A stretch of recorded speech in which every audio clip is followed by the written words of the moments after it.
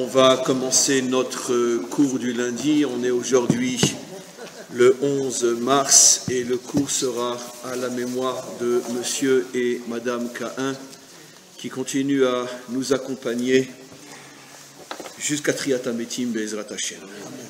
Et quoi qu'il en soit, on est cette semaine, on commence le 3e livre de la Torah, mais on est surtout Parshat Zachor. Zachor et ma she'asalecha Amalek, souviens-toi de ce que t'as fait Amalek.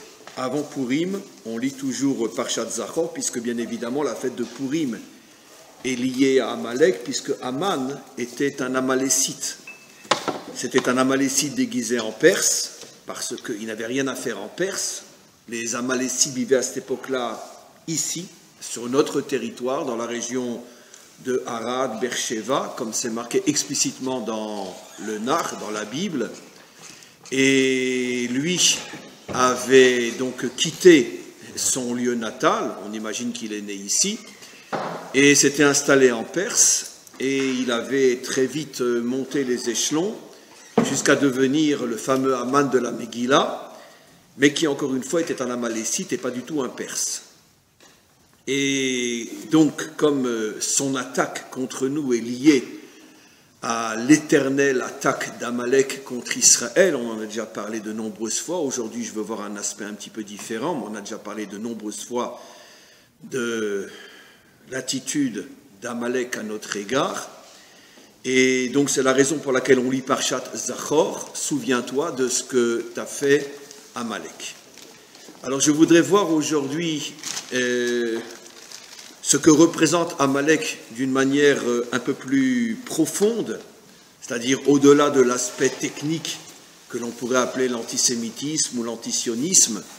Je voudrais voir l'aspect un peu plus profond et rappeler quelque chose que j'avais déjà rappelé dans des cours précédents, mais cette fois-ci l'approfondir avec vous. On voit donc que la Torah nous explique que Vayezanev et kol anecheshalim. Traduction plus ou moins mot à mot, il s'est attaqué à tous les traînards. Tous les traînards, ceux qui traînaient, ça veut dire ceux qui étaient faibles, comme on va le voir, qui avaient du mal à suivre le gros de la troupe lorsqu'Israël était en déplacement. Il s'est attaqué donc aux traînards. Le verset dit « Vaïzanev », mot à mot ce qui était à la queue, ce qui était à l'arrière. Et ce qui est très intéressant, c'est que, au lieu de dire « Vaïzanev est à chalashim », puisque « necheshalim » veut dire « chalashim », mais c'est un mot très très très rare dans la Torah pour dire « chalashim », « necheshalim » qui veut dire aussi les faibles, mais... Bon, vous ne le voyez pas devant les yeux, mais en tous les cas, le mot necheshalim, quelle est la racine du mot necheshalim? Necheshalim, nachash. Nachash.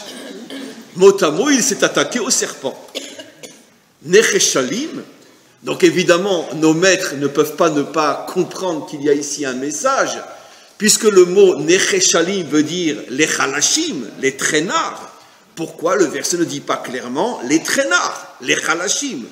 Pourquoi utiliser un mot qui est peut-être utilisé une ou deux fois dans toute la Bible, necheshalim, dont la racine est le mot nachash, les serpentés? Et donc, évidemment, Rashi ici explique, effectivement, le mot necheshalim signifie les faibles, mais il y a deux types de faibles.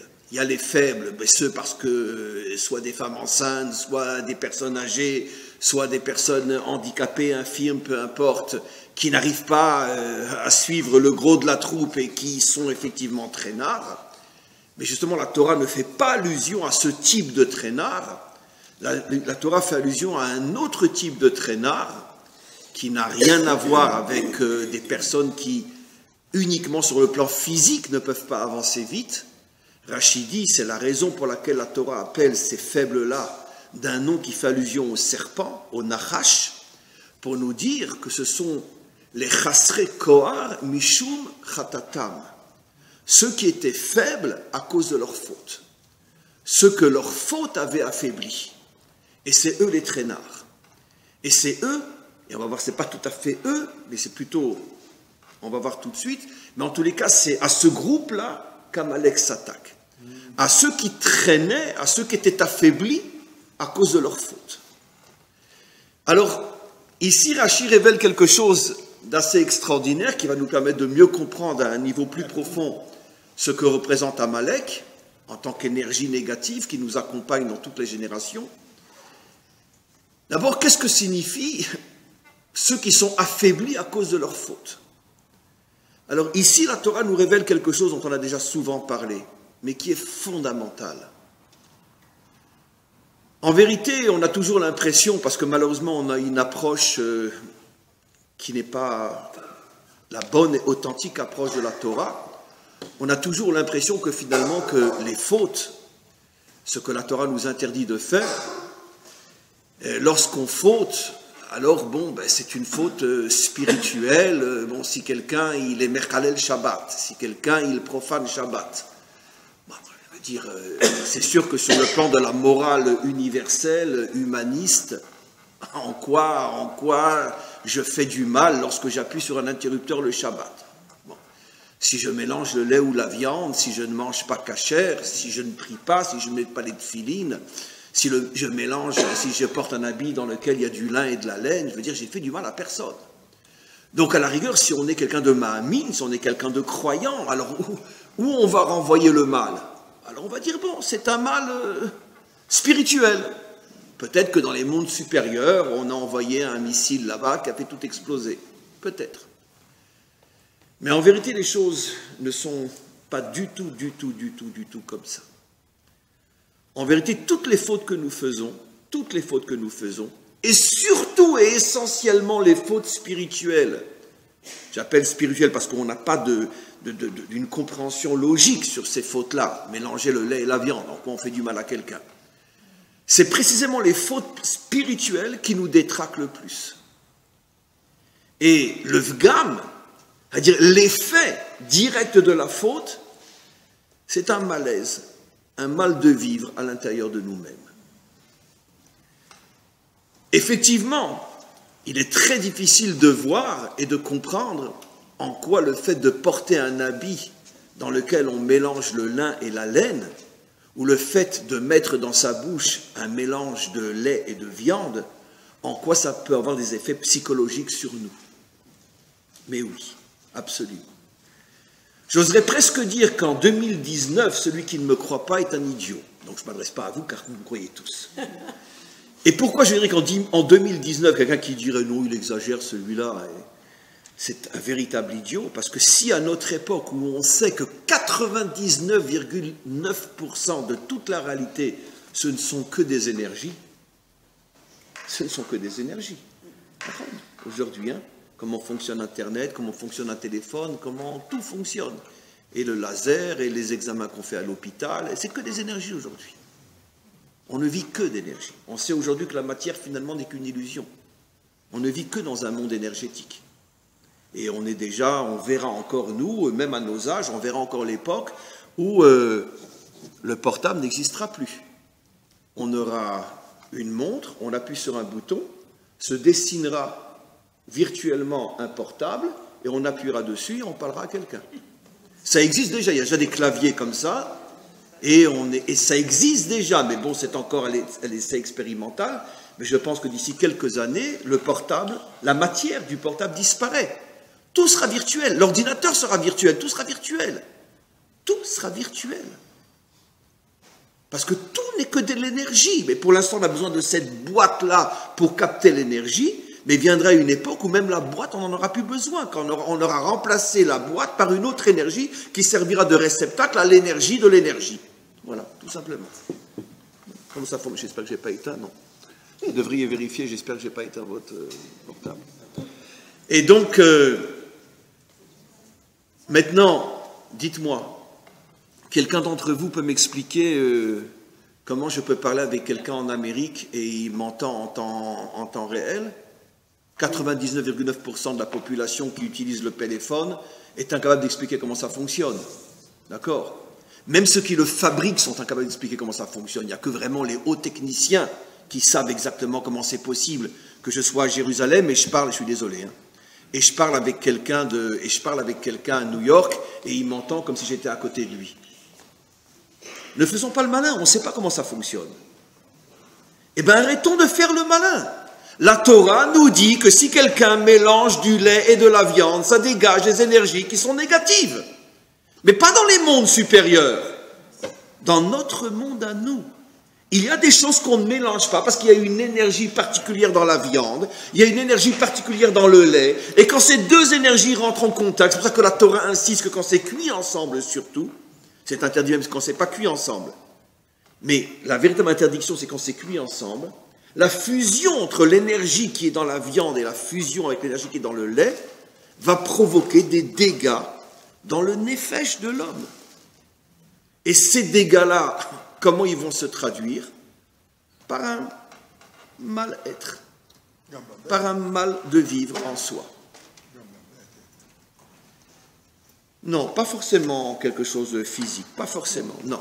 Physique dans le sens qu'on va mal le digérer, surtout si quelqu'un il est habitué à le manger. Mais ce sont des dégâts psychologiques, des dégâts au niveau du nefesh. Maintenant, attention, pas toutes les créatures sont faites exactement de la même manière. C'est pour ça qu'un non-juif, un vrai non-juif, d'accord, qui transgresse Shabbat, lui, ça ne va rien lui faire. Pourquoi? Parce qu'il a une structure psychologique qui est telle que les énergies négatives qui se dégagent par une transgression de Shabbat n'ont pas d'effet sur lui. Mais d'un autre côté, n'ont pas d'effet sur lui, mais d'un autre côté, il n'est pas juif non plus. Donc ce qui veut dire qu'il a l'avantage que le Shabbat ne lui fera pas de mal, mais il a l'inconvénient que ce que nous on reçoit grâce au Shabbat, il ne l'aura jamais non plus. Donc il y a un prix à chaque chose. Tu peux fumer Shabbat, mais d'un autre côté, l'élévation qu'un juif peut avoir le Shabbat, toi, tu ne l'auras jamais.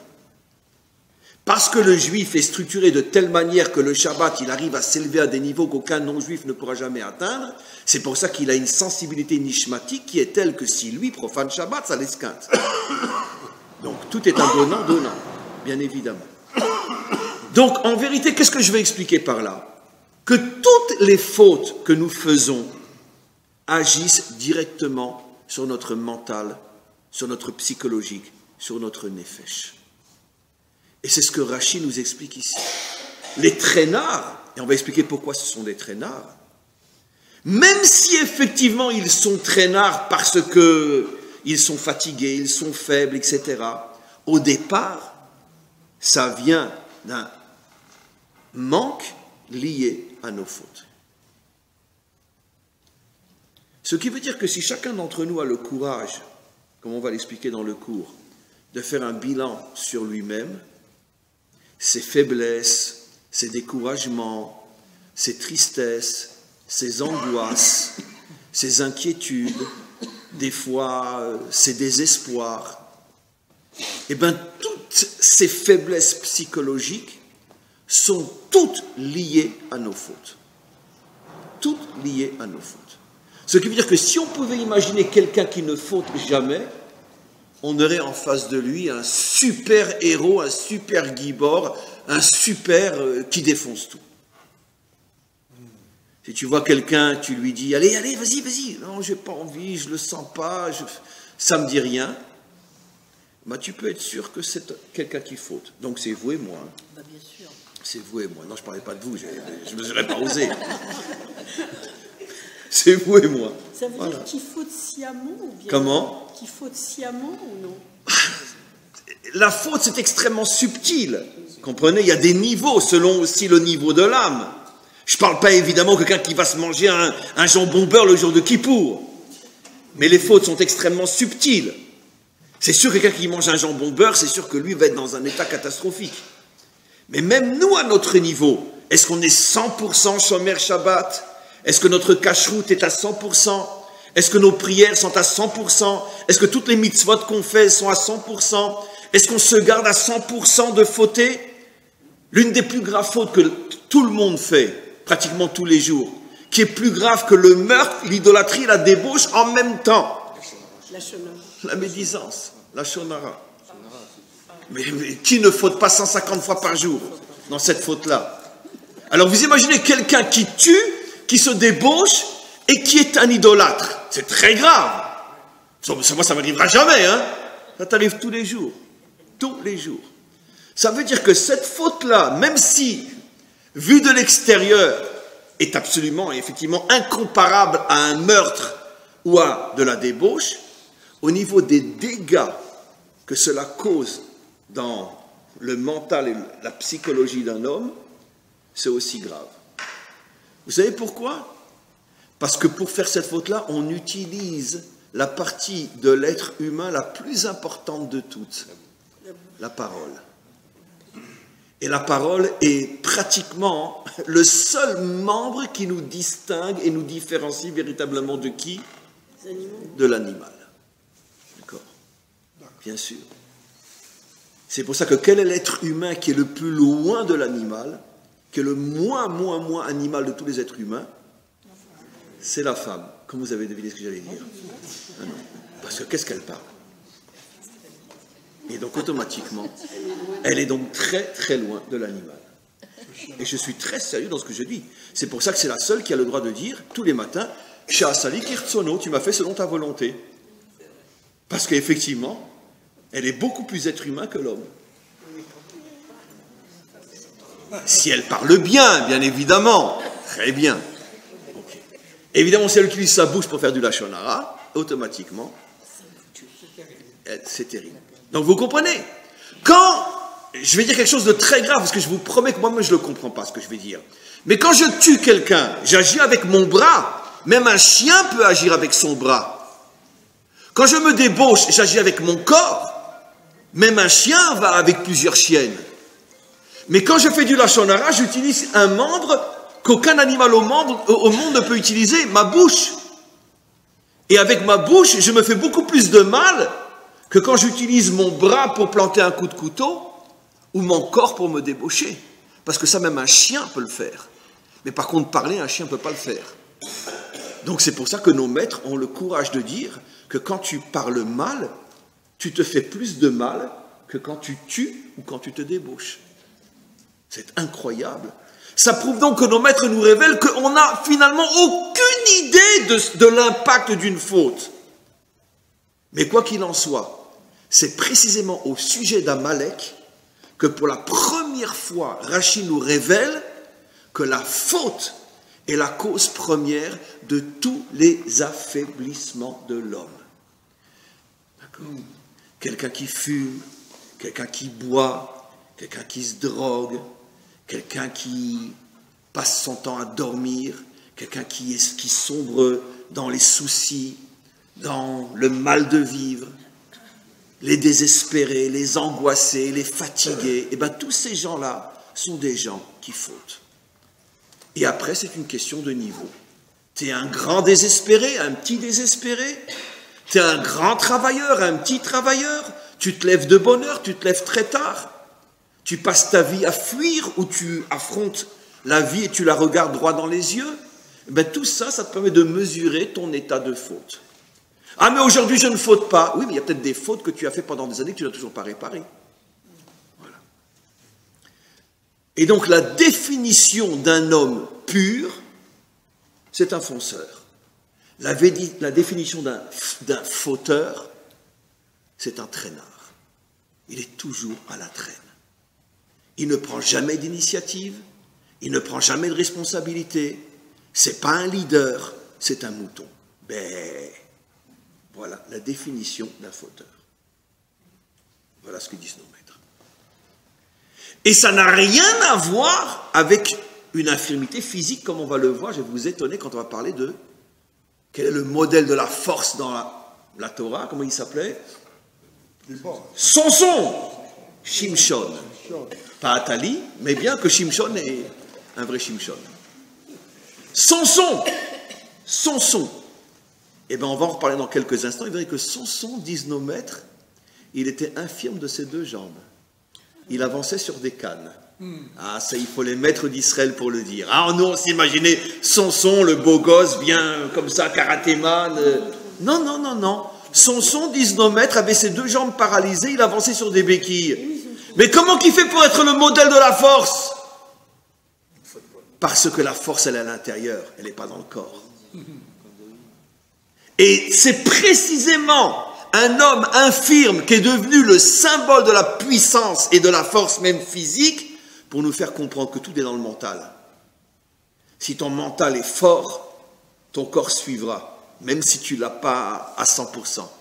Mais même tu peux être un gibor physiquement, mais si ton mental est faible. Donc on commence à avancer. Maintenant on va aller plus loin. On a parlé de Samson. Pourquoi? Je l'ai fait exprès. Parce que comme vous le savez, les 12 tribus d'Israël avaient chacune une fonction, surtout quand le peuple avançait et se dirigeait d'un endroit à un autre. Et il y avait 2 tribus, ça on l'a déjà dit, mais aujourd'hui on va le compléter. Il y avait 2 tribus qui avaient une fonction essentielle, celle qui marchait à la tête des 12 et celle qui était à l'arrière des 12. Yehuda à la tête et Dan à la queue. Comme par hasard, c'est de ces 2 tribus qu'Hachem a choisi les 2 personnes qui ont construit le Mishkan. Et vous savez tous et toutes pourquoi. Mais regardez maintenant la merveille. La fonction de Yehuda, on la comprend. Yehuda, c'est le gibor, c'est le fonceur, c'est surtout le défonceur. Comme disent nos maîtres, la malchoute, la royauté est sortie de Yehuda. Quelle est la définition d'un roi? Je pense à vous, je l'ai dit au moins 150 milliards de fois. La définition d'un roi, c'est qui? C'est quoi? C'est quoi la définition d'un roi? Poretz Geder, celui qui défonce les obstacles. C'est pas le crétin qui a une couronne sur la tête. C'est pas ça. Le roi, c'est celui qui défonce les obstacles. Pourquoi c'est Yehuda qui a été choisi pour être la tribu des rois? Quel est le premier défenseur d'obstacles dans toute l'histoire du peuple juif en tant que tribu? Nachshon.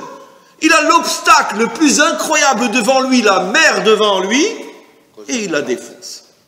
À ce moment-là, Hachem a dit, c'est de cette tribu que sortiront les rois.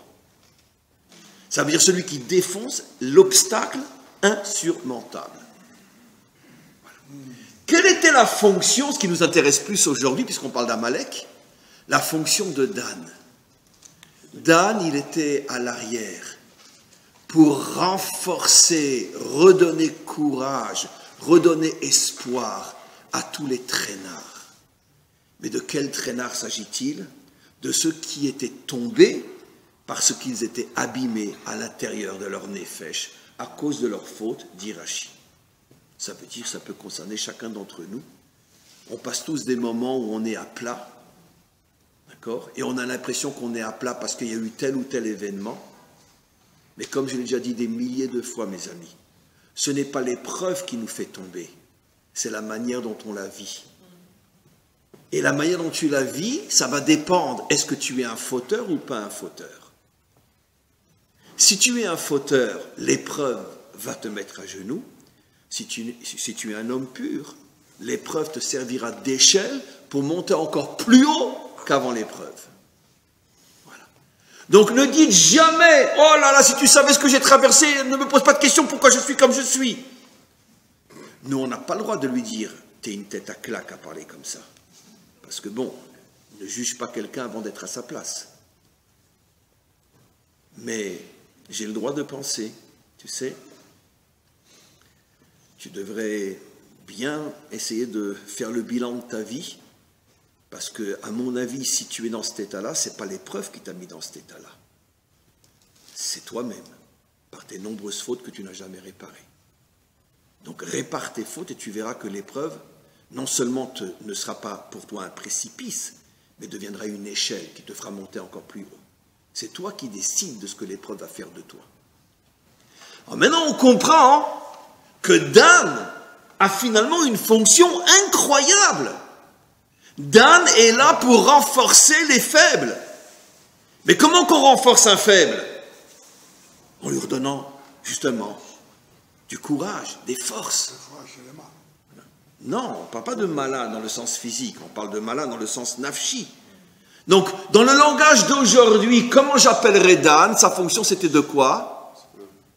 Les Arzir Betchouva. C'était un Marzir Betchouva, Dan.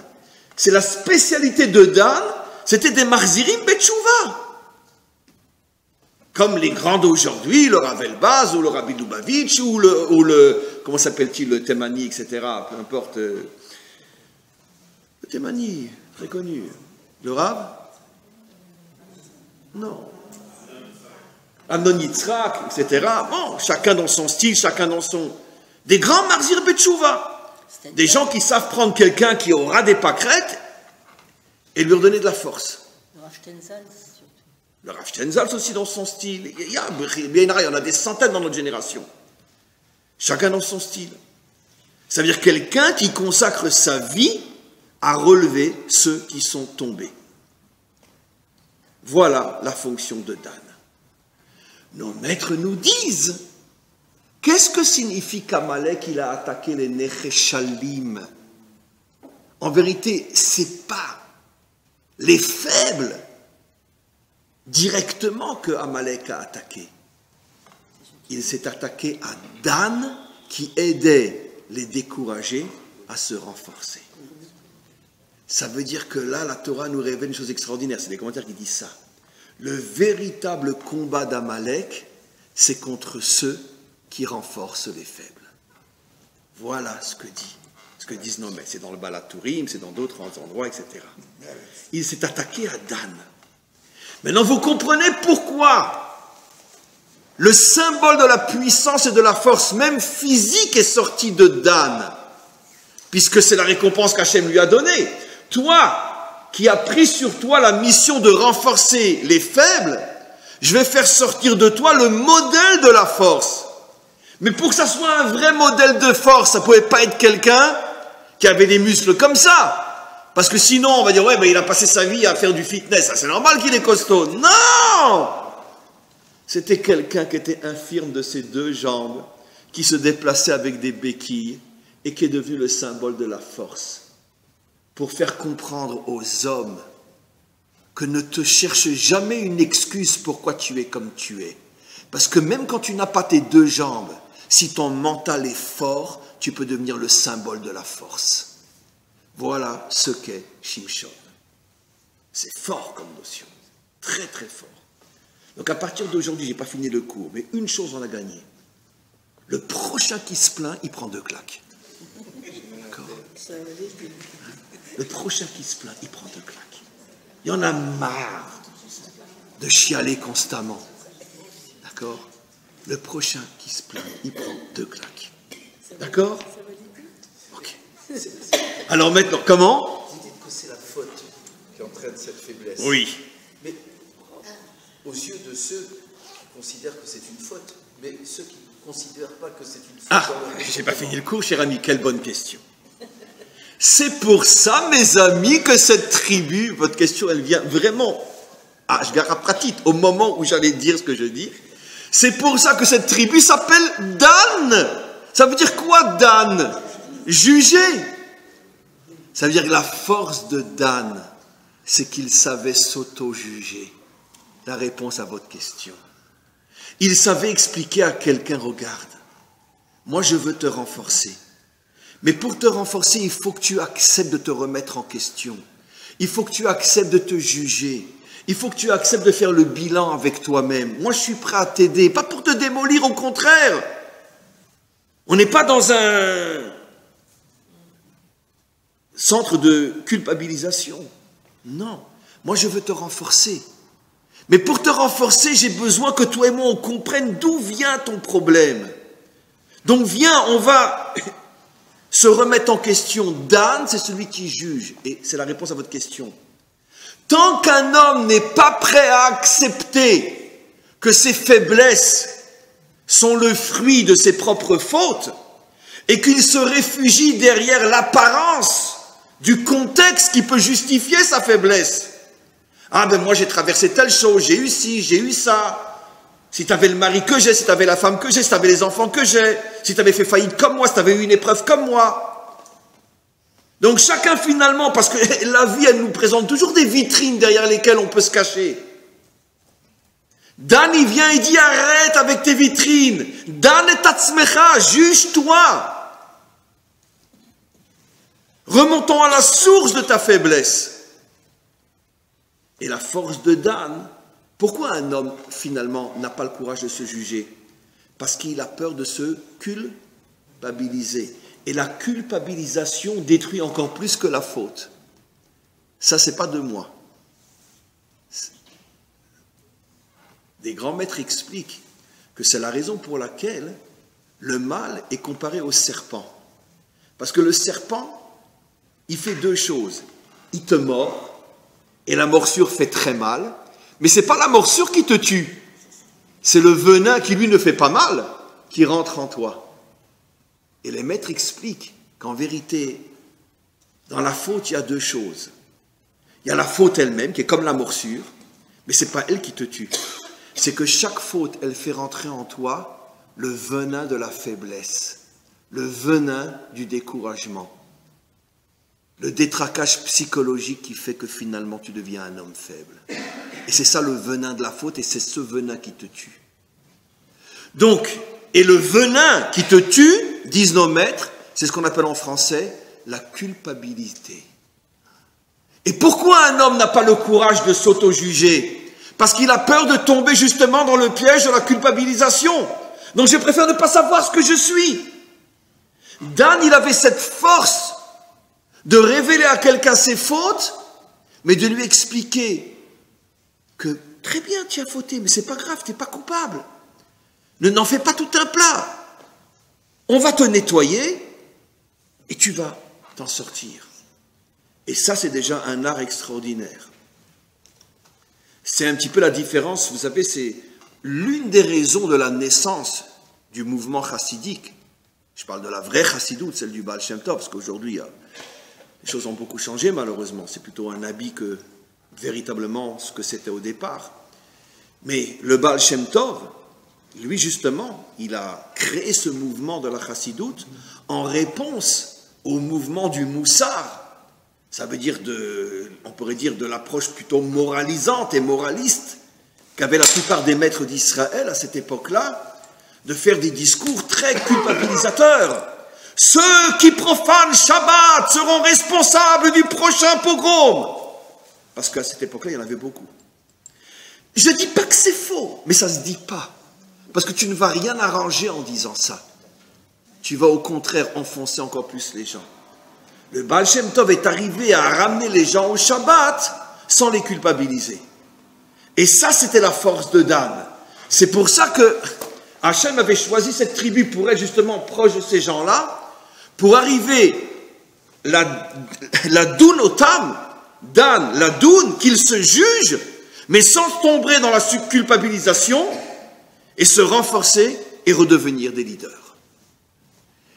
Tout le combat d'Amalek était contre Dan. Vous savez pourquoi? Parce que c'est quoi la touma, c'est quoi l'impureté d'Amalek, c'est quoi la klipa d'Amalek? Amalek, Gematria, Safek, le doute. Tout commence toujours par un doute. Ben oui, c'est toujours comme ça. D'accord? On se marie, on est sûr qu'on a trouvé le diamant de sa vie. Après la première grosse dispute, quelle est la première idée qui nous effleure? Où est-ce que j'ai fait le bon choix? Peut-être me serais-je trompé? Et si tu n'évacues pas tout de suite le doute en te disant, espèce de crétin, comment tu oses parler comme ça? C'est toi qui t'es marié, mais tu n'as rien choisi du tout, c'est lui qui a choisi pour toi. C'est marqué clairement que c'est Hachem qui est Mezaveg, Zivugim. Mais le Nachash, il te fait oublier que ce n'est pas toi qui as choisi. C'est lui qui a choisi. Et donc, comment tu oses douter que lui puisse se tromper? Et donc, automatiquement, tu rentres dans le doute. Et puis, la prochaine dispute, c'est plus du tout un doute. Hein, c'est sûr que je me suis trompé. Et la troisième dispute, bon, assis-toi, on va parler de divorce. Et c'est comme ça que ça fonctionne. Dans tous les domaines, ça fonctionne comme ça. On a décidé de faire son alia, de venir vivre en Israël. Waouh, Nagila, va, ouais. On descend de l'aéroport, de l'avion, on se met à terre, on embrasse le sol, très bien. Mais la première rencontre avec un Israélien, bon, on se dit, ça ne doit pas être le bon, celui-là. Bon, et dans chaque panier de pommes, il y a des pommes pourries, hein, c'est pas très bien. Mais le deuxième Israélien, le troisième Israélien, le quatrième Israélien, moi, petit Français qui a reçu l'éducation occidentale, bonjour monsieur, bonjour madame, comment ça va, etc. Si on me pousse, on ne me parle pas, on ne me dit même pas bonjour. C'est le Far West ici. Je commence à avoir des doutes. Est-ce que vraiment j'ai fait le bon choix finalement? J'étais bien dans le 16e, hein? Et puis, le doute devient une certitude. Et puis après, je vais revoir ma Normandie. Et on repart habiter en France. C'est l'explication à 100% pratiquement de tous ceux qui sont venus, qui sont repartis. Parce qu'ils ont laissé Amalek rentrer en eux. C'est vrai dans les divorces. C'est vrai dans tous les domaines de la vie où finalement on prend des coups et au lieu de se dire c'est l'échelle qui va me permettre de monter, je fais du doute une réalité et je tombe. Ça, c'est la clipa d'Amalek.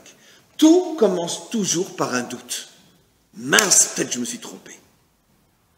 Et à partir du moment où tu laisses le doute s'installer en toi, tu tombes. Maintenant, vous comprenez pourquoi le pire ennemi d'Amalek, c'était la tribu de Dan. Quel était le discours de Dan? Mais tu t'es pas trompé, c'est sûr que c'est la femme de ta vie, mais arrête tes honneries. Mais tu t'es pas trompé, c'est sûr que c'est là que tu dois être, t'es pas dans le 16e. C'est comme ça qu'il parle Dan. Arrête d'avoir des doutes. Donc automatiquement, il y a un combat entre la force de Dan et la force d'Amalek. Voilà le secret profond de cette histoire.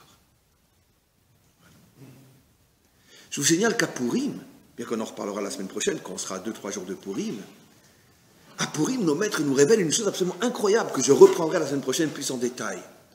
Nos maîtres se posent la question, mais comment se fait-il qu'à l'époque de Mordechai, à l'époque où il y avait Anshe Knesset Agdola, 120 tzadikim qui dirigeaient le peuple juif en exil en Babylonie, et c'est évident qu'ils étaient tous Shomer Shabbat, ils mangeaient tous kasher, et ils faisaient tous toutes les mitzvot, bon pas comme des anges, on n'est pas des anges, mais comme le mieux qu'on puisse faire.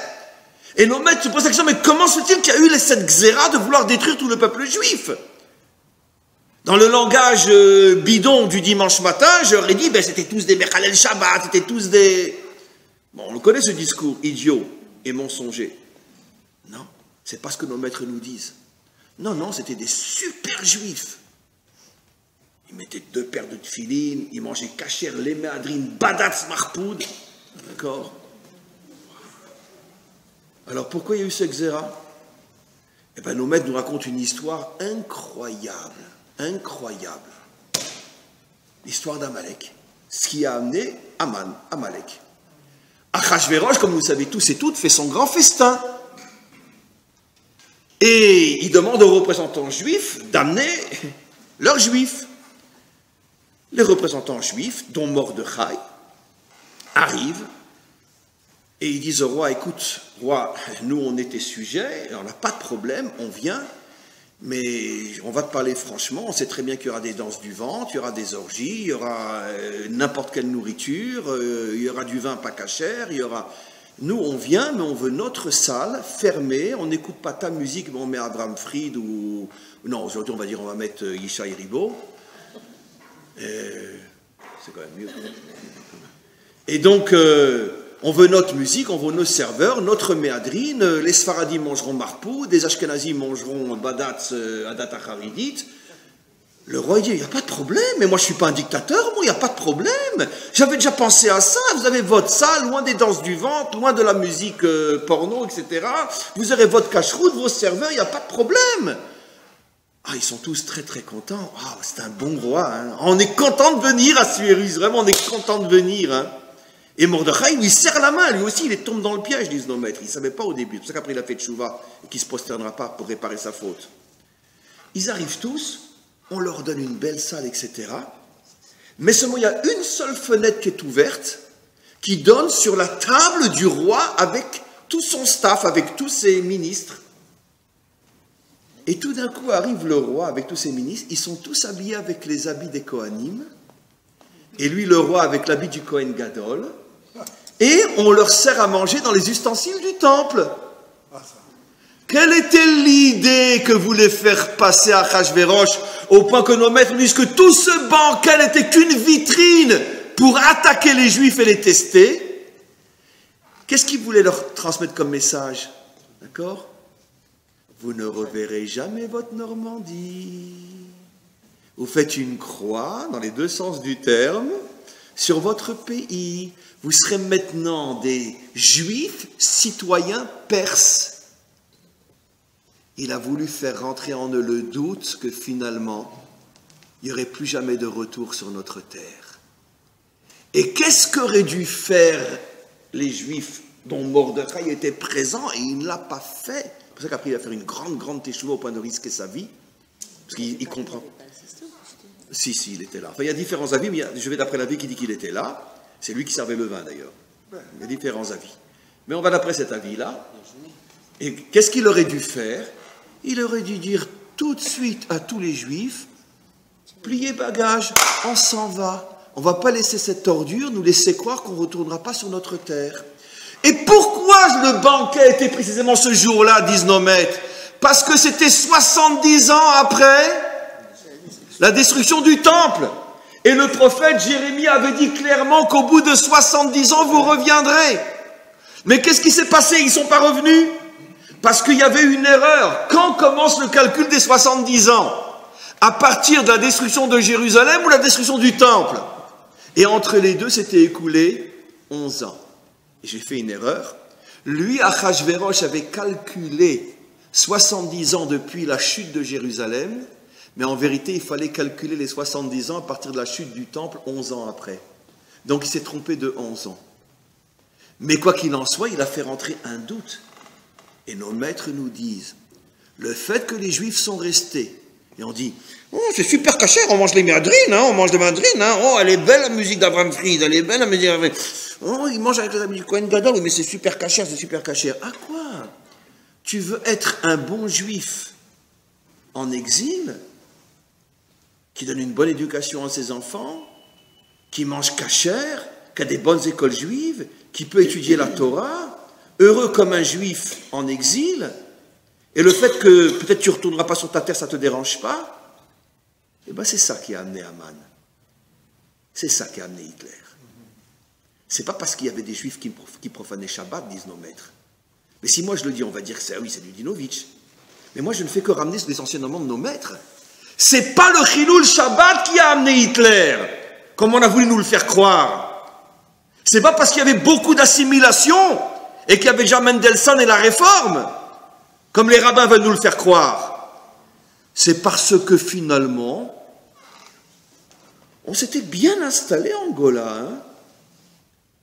Et puis pourquoi partir? Bon, quand le Mashiach viendra, on partira, et qu'il vienne le plus tard possible, parce que c'est pas bon pour les affaires. Oui, effectivement. C'est ce que nous disent nos maîtres. Et c'est ce que voulait Achashvérosh. Leur faire croire qu'ils ne retourneraient plus jamais sur leur terre. Faites une croix sur le temple. Voilà, je mange dans les habits du Kohen Gadol. Donc ce qui veut dire que vous ne retournerez pas. Et les 70 ans se sont écoulés.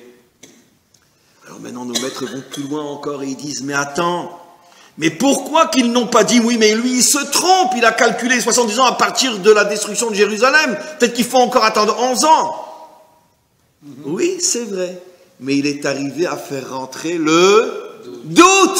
Peut-être qu'effectivement, parce que Jérémie, lui, il n'a pas précisé. Il a dit dans 70 ans, vous reviendrez. Mais il n'a pas précisé, Jérémie, 70 ans après Jérusalem ou 70 ans après le temple. Et donc, il est arrivé à faire rentrer le doute. Et en faisant rentrer le doute, il a fait venir Amalek. Tout de suite après, va y avoir Aman. Et quand Mordechai va comprendre l'erreur incroyable qu'il a fait de cautionner cette remise en question du retour d'Israël sur sa terre, il a dit, il faut que je répare, et c'est toute l'histoire après qu'on verra la semaine prochaine, sur le fait qu'il ne se prosterne pas devant Aman et qu'il risque sa vie et celle du peuple juif pour réparer la faute. Donc finalement, mes amis, vous vous rendez compte d'une chose absolument incroyable. Ce qui amène les pires catastrophes sur le peuple juif, c'est avant toute autre chose nos doutes. nos doutes nous rongent et nous détruisent de l'intérieur. Et dans tous les domaines. Alors Amalek, ce n'est pas forcément Hitler ou Haman. Amalek, c'est les choses qui vont détruire ma vie. C'est ça, Amalek. C'est toutes les situations qui m'affaiblissent encore un peu plus, et encore un peu plus, et encore un peu plus. C'est ça, Amalek.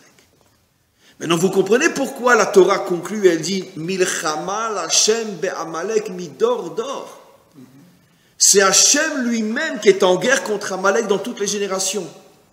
Parce que finalement, le seul qui peut nous sortir de là, c'est de s'accrocher de toutes nos forces à Hachem. Ah, pourquoi? Parce qu'au sujet d'Hachem, il est dit Hachem oz le amoïten ve'en oz et la Torah. Hachem nous a donné le oz, nous a donné la force, et la force c'est la Torah. Ce qui veut dire que là, on comprend quelque chose d'extraordinaire. La Torah, ça vous le savez déjà, mais c'est toujours bon de le réentendre, n'est pas une religion, n'est pas une spiritualité, n'est pas une métaphysique ou je ne sais quoi. La Torah est avant tout et essentiellement une source de force. Ce qui veut dire que chacun en vérité peut, d'après ce que j'explique, Dan et Tatzmo, la tribu de Dan, se juger et savoir où il en est par rapport à la Torah. Alors vous me direz, mais attends, si moi je mange hyper cachère, je suis hyper Shabbat, je suis hyper tout, d'accord? Mais c'est sûr que je suis accroché à la Torah. Non, c'est pas ça le test, mon ami. Le test est, d'accord? Tu as déjà eu des difficultés dans ta vie? Non, pas encore. Bon, alors on se reparlera quand on en aura une. Prends mon numéro de téléphone, tu m'appelleras. D'accord? Bon, généralement, c'est rare, quelqu'un va dire pas encore. S'il vous dit oui, et qu'est-ce que tu as traversé? J'ai eu ça, ça, ça, ça et ça. Et où tu en es sur le plan psychologique? Écoute, je vais dire la vérité, je suis pas mal esquinté quand même, hein, parce que, bon, après ce que j'ai traversé, je suis pas mal esquinté quand même. Eh bien, si c'est quelqu'un qui vous fait véritablement confiance et qui sait que vous ne lui direz pas ça pour lui faire du mal, mais au contraire pour l'aider, vous êtes en droit de dire, tu sais quoi? Tu n'as pas encore commencé dans ta vie à t'accrocher à la Torah. Mais enfin, c'est pas possible! Je mange les méadrines! Non, tu n'as pas commencé encore. Parce que la seule définition que nous donne la Torah sur la Torah elle-même, Hachem, Oz, le Amoïten, En Oz et la Torah. La Torah, elle est force. Si tu n'es pas fort, c'est que tu n'as pas la Torah. Ton assiette mange cachère, mais pas toi. La cacheroute est dans ton assiette, mais pas en toi. Ça, c'est le critère. C'est la raison pour laquelle le seul ennemi que la Torah a stigmatisé pour l'éternité, Midor d'or, c'est Amalek, parce que c'est lui la source de tous les problèmes que nous traversons à titre individuel, à titre collectif. Le doute, le remords, la chute, l'affaiblissement et la chute. Voilà. Et donc vous voyez que c'est pas facile donc de se battre contre Amalek. Alors maintenant, bien évidemment, il nous reste un bon quart d'heure. Il va falloir passer à l'essentiel du cours.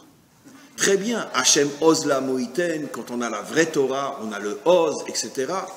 Mais comment on se bat contre Amalek? Oui. J'ai une question par rapport à la différence de situation et de réponse pour deux cas similaires. Haman et tous les juifs de cette époque, d'après ce qu'on voit, n'avaient pas l'intention de retourner en Israël. Jusqu'à la Teshuvah de Mordechai. Jusqu'à la Teshuvah de Mordechai. Parce que vous savez que Mordechai a institué que dans toutes les écoles juives, dès qu'Haman est monté au pouvoir, on n'enseigne que la partie de la Torah qui concerne la construction du temple et les lois concernant la terre d'Israël. Ok. Donc c'est pour bien faire comprendre à tout le monde que non, on n'a pas perdu notre terre, on va y revenir, on reconstruira le temple et on donnera à nouveau le maaser, la trouma, enfin sur toutes les récoltes d'Israël. D'accord. Bon, donc il s'est passé ça, ce qui fait que le décret d'Haman a été renversé. Enfin, surtout à cause du courage de Mordechai qui ne se prosterne pas devant lui, comme on verra la semaine prochaine. Mais le résultat concret, c'est celui-là. Voilà. Où est la différence essentielle avec ce qui s'est passé avec Hitler, par exemple? Où est, parce qu'on ne peut pas dire qu'à l'époque, il y avait déjà pas mal de juifs qui partaient en Israël. Oui. C'était les premiers retours à Sion, c'était un mouvement qui était déjà en route, notamment parce que Herzl, déjà au siècle précédent, il avait déjà commencé tout ça.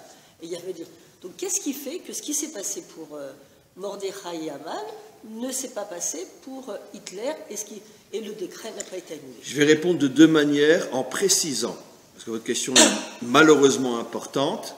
Je la craignais. Je me suis dit, s'il y en a une qui va la poser, c'est elle, vous n'avez pas loupé.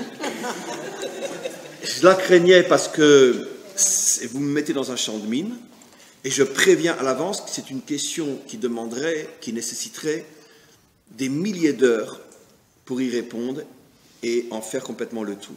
Donc je préviens à l'avance que ceux qui écouteront ce cours ne m'attaquent pas parce que j'ai pas tout dit, parce que c'est impossible dans le cadre d'un cours, même si j'avais commencé par cette question, en 1 heure, je n'aurais pas pu faire le tour. Je vais répondre à la question de deux manières. Oui et non. La différence avec Mordechai, c'est que tout le peuple l'a suivi. Tout le peuple a eu confiance dans ce leader, et ça j'en parlerai surtout la semaine prochaine, qui apparemment faisait quelque chose de fou, parce que finalement le décret de détruire Israël est venu après que Haman s'est rendu compte que Mordechai ne se prosternait pas. Donc finalement il a fait quelque chose qui aurait pu faire que les Juifs eux-mêmes le tuent en le traitant de danger mortel pour Israël. Et il s'est passé quelque chose d'absolument incroyable dont on parlera la semaine prochaine, c'est que non seulement ils ne l'ont pas éliminé, en prétendant qu'il est un danger pour tout le peuple juif, mais en plus ils l'ont suivi. Grâce à Esther, quand même. On en parle la semaine prochaine, mais ça reste des êtres humains malgré tout. Esther, Mordechai, etc. Mais en tout cas, tout Israël a suivi et s'est mis en danger. Alors, je répondrai à la chose suivante. Grâce au fait que les Juifs avaient recommencé à venir en Israël, grâce au fait que les Juifs avaient recommencé à s'installer en Israël, c'est ce qui fait que finalement notre peuple n'a pas disparu. Il faut savoir pour la petite histoire, qui est une histoire fabuleuse, que Rommel avait reçu l'ordre de détruire tout le Yishuv en Israël. Et quand les Juifs ici l'ont su, il y avait déjà le Chazon Ish qui était là et quantité de grands tzadikim qui étaient là. Ils ont pris la chose très très très au sérieux et ils sont mis à jeûner, à faire des jours de jeûne, etc. et multiplier l'étude de la Torah. Bon, c'était une petite minorité à cette époque-là, mais quoi qu'il en soit, il y avait pas mal de grands tzadikim déjà en Israël, comme entre autres le Chazon Ish et d'autres aussi. Et Rommel avait été donc... Hitler lui avait dit, il y a une seule chose qui m'intéresse, c'est pour ça que je t'ai envoyé là-bas. Tu détruis tous les Juifs d'Israël. Vous savez que Eichmann avait déjà fait plusieurs voyages dans les années 30, il s'était fait passer pour un Juif allemand, d'accord ? Il avait même plus ou moins appris le Yiddish. Eichmann était venu plusieurs fois, il avait fait le tour de toutes les coopératives et tous les kibbutz en Israël pour se rendre compte plus ou moins du niveau éventuellement de préparation ou d'autodéfense des Juifs en Israël. Et personne ne savait que c'était le fameux Eichmann qui était en train de les visiter et parler avec eux le yiddish ou l'allemand dans différents kibbutz ici en Israël. 2 ou 3 fois il est monté en Israël dans les années 30, envoyé par Hitler. Quand Hitler a donné l'ordre à Rommel d'attaquer Israël directement par... où il y a eu la fameuse bataille là... Okay. Rommel lui a dit, d'accord, c'est impossible, c'est pas le bon plan, il ne faut pas passer par là, laissez-moi passer par... Il voulait monter jusqu'en Syrie et attaquer par le nord. Selon ses calculs à lui, c'était la seule manière de réussir. Hitler était pressé, il lui a dit, hors de question, tu attaques de la manière dont moi je te dis. Grâce à Dieu, ça a été une erreur terrible. C'est là que l'armée de Rommel a été défaite et ça a été vraiment l'un des débuts du commencement de la fin pour eux. Parce que quand tous les officiers ont appris que Rommel s'était fait descendre par les Anglais et par la milice juive aussi qui était dans l'armée anglaise, ça a commencé à affaiblir énormément. Rommel, on peut dire ça aussi, c'est pas mal. Mais quoi qu'il en soit, donc il y avait une intention de détruire le Yishuv en Israël, et d'où Hitler savait que c'était très très important de détruire les quelques centaines de mille juifs qui étaient là, alors qu'il avait des millions à sa disposition, des dizaines de millions, enfin il avait 20 millions à sa disposition, il en avait déjà tué à cette époque-là au moins 4 ou 5, puisque c'était quand la défaite de Rommel? C'est dans les années 44. Non. 42 ? Oui. En tout cas, quoi qu'il en soit, il avait à sa disposition tous les juifs pour qui il va absolument s'attaquer et il pouvait les laisser pour la fin. Mais parce que ça, il l'avait entendu de l'imam en question de Jérusalem, comment il s'appelait? Husseini, bien évidemment, qui avait expliqué à Hitler, c'est pour ça que, comme j'ai déjà expliqué, et comme Arte l'a expliqué aussi, la décision de la solution finale est venue après le rendez-vous entre Husseini et Hitler. Et Husseini lui avait dit, tu ne comprends rien, Hitler. On n'en a rien à fiche du fait que tu tues les Juifs. C'est pas ça le problème. Tu dois t'attaquer au Yishuv en Israël, parce que tant qu'il y aura des Juifs en Israël, tu ne pourras pas détruire le peuple juif. Husseini l'avait compris. Et c'est pour ça que tout de suite, Hitler a fait deux choses, la solution finale, et envoyé Rommel au Proche-Orient pour préparer l'invasion et la destruction du Yishuv en Israël. Et bon, Hachem, ça a échoué. Donc, c'est sûr et certain que par le mérite de tous ces rabbanim, qui étaient malheureusement une petite minorité au sein du monde de la Torah, mais il y en avait quand même, comme le Rav Kook ou d'autres, et de tous ceux qui étaient déjà en Israël, c'est ce qui a protégé l'ensemble des Juifs de ne pas disparaître complètement, ou pire encore que ça aurait pu être. Vous savez qu'on était à 1 an des V1 et des V2, ce qui veut dire que si, à quelques mois près, si les Allemands avaient eu les V1 et les V2, il n'y avait plus de Juifs en Europe. Et c'était aussi sans doute des missiles sur les États-Unis, et va savoir ce qui se serait passé, sur l'Angleterre, etc. Donc il n'y avait plus de Juifs en Europe. C'était donc pas 6 millions, ça aurait été 12 millions, ou 10 millions.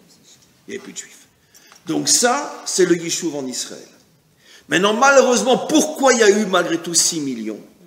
Dans la raison première, profonde, etc., qui va m'attirer encore 150 000 ennemis, c'est pas grave, c'est parce qu'il y avait une opposition terrible dans le monde juif à l'égard du sionisme, à l'égard du retour en Israël, et que de nombreux rabbanim et de nombreux juifs disaient que non, que c'est pas du tout le moment de revenir, qu'il y avait une opposition farouche à l'égard du retour en Israël, et cette opposition farouche, contrairement à ce que les rabbanim, certains veulent nous faire croire que c'est parce qu'il y avait beaucoup de juifs assimilés qui ne mangeaient pas kasher et qui ne faisaient pas Shabbat, tout ça, c'est des mensonges, parce que c'est pas ce que nos maîtres nous enseignent par rapport à la venue de Haman en Perse.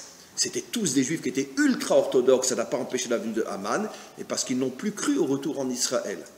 Et à l'époque du Perse, ce n'était pas qu'ils n'y croyaient pas, c'est qu'ils s'opposaient farouchement à tout ce mouvement de retour en Israël. Ils avaient leur raison, peu importe, mais quoi qu'il en soit, c'est cette opposition qui a amené un nouvel Haman sur Israël et qui a fait que malheureusement 6 millions sont partis.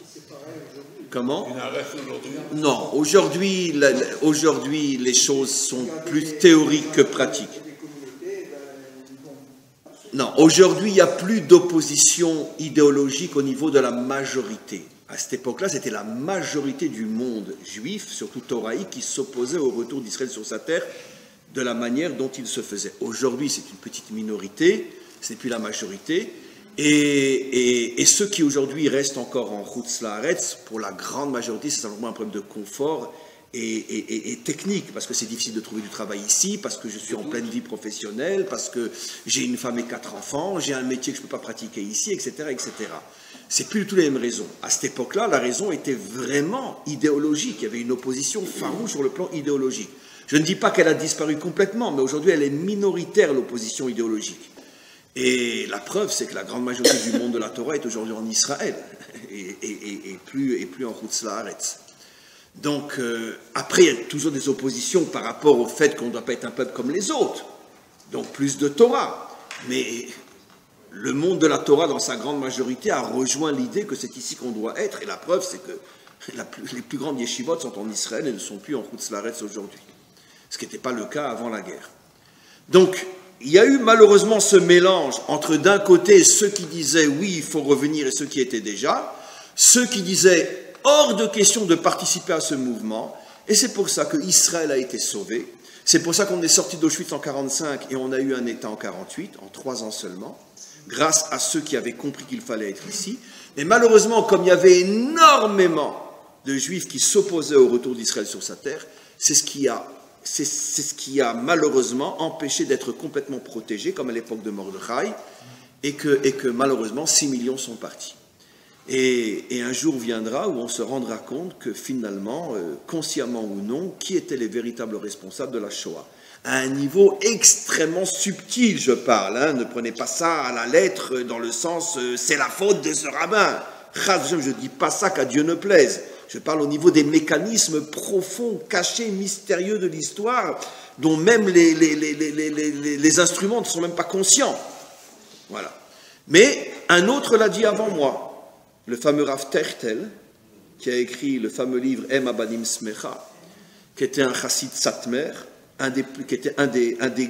pratiquement le plus grand gadol en Hongrie à cette époque, les opposants les plus farouches au sionisme depuis des années, le Rav Tertel, et en pleine guerre, il a pris conscience de son erreur, il a écrit un livre caché dans un grenier qu'il a caché, qu'on a retrouvé après la guerre, sans référence, sans rien, un livre. Il existe en français aujourd'hui, Em Abanim Smecha, c'est un livre, c'est un devoir de le lire. Vous pouvez l'avoir en français aujourd'hui. Ça s'appelle comment ? Em Abanim Smecha, en français, la mère se réjouit de ses enfants peut-être. Voilà. C'est un devoir de le lire. Et c'était un des plus grands opposants au sionisme, un juif ultra-orthodoxe, plus noir que ça on ne peut pas faire, qui a fait teshuva pendant la Shoah. Et il a été déporté à Auschwitz en 1944 avec tous les juifs de Hongrie. Il a survécu à Auschwitz, il a été emmené dans la marche de la mort et il est mort pendant la marche de la mort. Et il n'a eu qu'un seul fils survivant qui, lui, est parti en France avant la Shoah. Et quand la Shoah a éclaté, il s'est réfugié à Nice et dans le même hôtel où se trouvait le Rabbi Lubavitch, le futur Rabbi Lubavitch. Et il est devenu Chassid Lubavitch en connaissant Rabbi Menachem, qui était encore un jeune homme de 30 ans à cette époque-là. Et il s'en est sorti lui aussi. Bon, le Rabbi a pu rejoindre les États-Unis. Lui, je ne sais pas comment il s'en est sorti. Mais quoi qu'il en soit, il s'en est sorti. Et il a fondé une dynastie aujourd'hui de Chassidei Chabad, la fameuse grande famille Tertel, qui est ici à Jérusalem. Mais pratiquement, c'est une famille de 12-14 enfants. Tous les enfants sont shlichim dans le monde entier. C'est ce qu'il est resté de ce père, de ce Rav Tertel, qui lui est mort pendant la marche de la mort. Et pour la petite histoire, malheureusement, comment qu'il est mort, il avait un compagnon qui s'en était sorti lui aussi, et qui traînait. Il y a un nazi qui a fait arrêter toute la marche, et qui a commencé à tirer dans les jambes de son compagnon pour le tuer à petit feu. Et lui, il s'est opposé à ça. Sinon, peut-être qu'il aurait survécu à la guerre.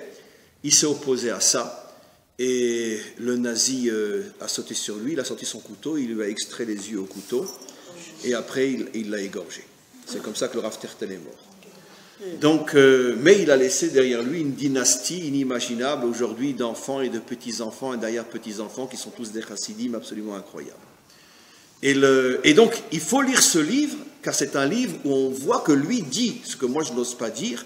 Lui pointe du doigt, il cite les gens, il dit c'est la faute, c'est la faute, c'est la faute, c'est la faute, à tout ce mouvement dont je faisais partie, dont j'étais l'une des têtes, qui n'a pas compris que ce retour était le début de notre délivrance, et en nous opposant à ce retour, finalement c'est nous qui avons amené la Shoah. Comment ça se fait que les rabbins actuels... Comment ?